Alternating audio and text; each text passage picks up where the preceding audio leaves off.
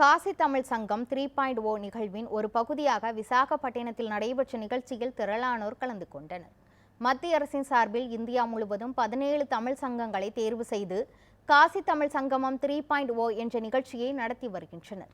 வருகிற 28ஆம் தேதி வரை நடைபெறும் இந்த சங்கமத்தின் ஒரு பகுதியாக விசாகப்பட்டினம் தமிழ் கலைமன்றத்தில் நடைபெற்ற நிகழ்ச்சியில் மத்திய கல்வித்துறையை சார்ந்த நவீன் என்பவர் மேற்பார்வையாளராக கலந்து கொண்டார். தமிழ் மொழியின் நாகரிகம், பண்பாடு அது எவ்வாறு பரவி இருந்தது மற்றும் அதன் தொன்மை குறித்து விளக்குவதே இந்த சங்கமத்தின் நோக்கம் என விசாகப்பட்டினம் தமிழ் கலைமன்றத்தின் தலைவர் ராஜசேகர் தெரிவித்துள்ளார். இதில் விசாகப்பட்டினம் வடக்கு சட்டமன்ற தொகுதி உறுப்பினர் ராஜ் தமிழ் பண்பாடு மற்றும் நாகரிகம் குறித்து எடுத்துரைத்தார். அதேபோல பச்சையப்பன் கல்லூரி பேராசிரியர் சங்கீதா ஆன்மீகம் மற்றும் அகத்தியம் குறித்து விழாவில் பேசினார்.